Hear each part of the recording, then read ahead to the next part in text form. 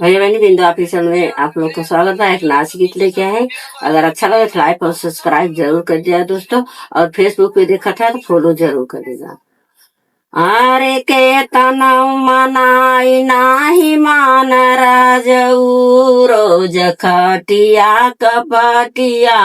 तोर राजऊ रोज खटिया कपटिया तोर राजऊ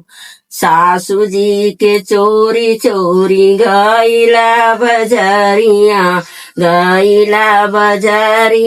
हो गईला बजरिया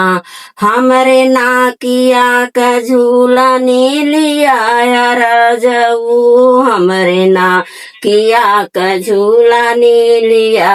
राजऊ के तनौ मनाई नाही मान राजऊ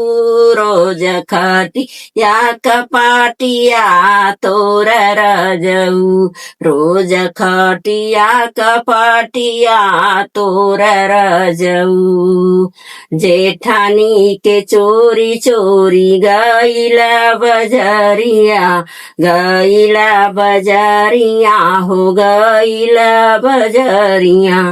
हमरे हाथवा का कंगना लिया राजऊ रोज खटिया कपाटिया तोर राजऊ रोज खटिया कपाटिया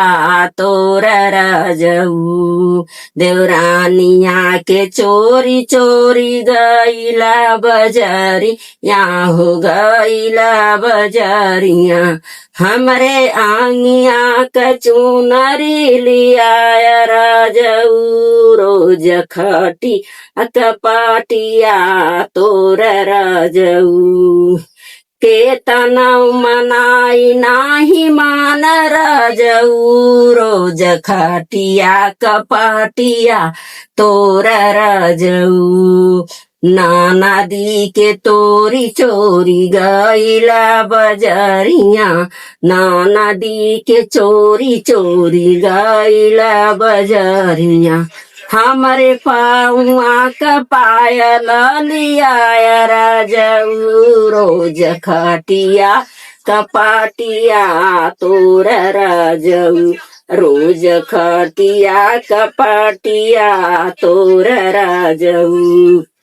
के तनौ मनाई नाही मान राजऊ रोज खटिया कपाटिया